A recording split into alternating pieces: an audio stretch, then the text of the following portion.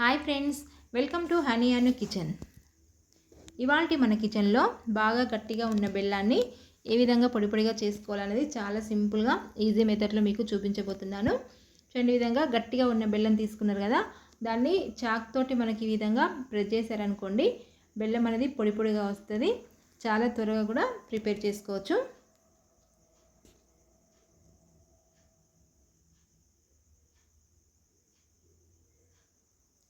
చూడండి, ఈ విధంగా మనకు పొడి పొడిగా వస్తుంది. నెక్స్ట్ పద్ధతి వచ్చేసి, మనకు సొరకాయ గీకే పీలర్ ఉంటుంది కదా, ఆ పీలర్ తోటి కూడా ఈ విధంగా ప్రెస్ చేసుకున్నారనుకోండి, ఈ విధంగా కూడా మనకు పొడి పొడిగా వస్తుంది. మీకు ఏది ఈజీ పద్ధతి అనిపిస్తే ఆ పద్ధతిలో మీరు చేసుకోండి.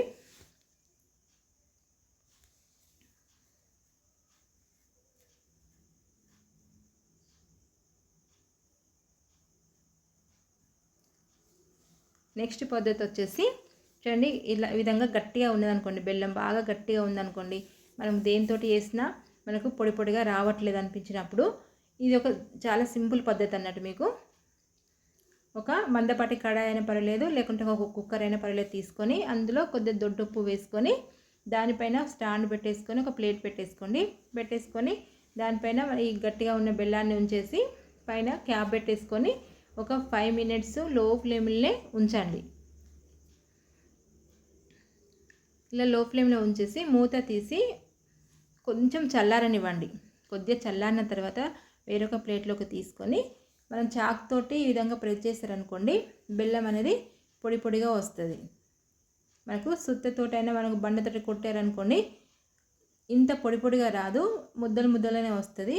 కానీ ఈ పద్ధతిలో మీరు చేశారనుకోండి, బెల్లం అనేది చాలా పొడి పొడిగా వస్తుంది.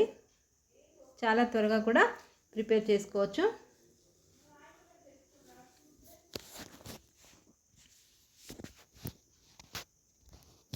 ఈ విధంగా మీకు ఏ పద్ధతి మీకు ఈజీ అనిపిస్తే ఆ పద్ధతిలో మీరు బెల్లాన్ని ఈ విధంగా పొడి పొడిగా చేసుకోండి. ఈ వీడియో మీకు నచ్చినట్లయితే లైక్ చేయండి, షేర్ చేయండి. మరిన్ని ఇంట్రెస్టింగ్ వీడియోస్ కోసం మా ఛానల్ని సబ్స్క్రైబ్ చేసుకోండి. Thank you for watching.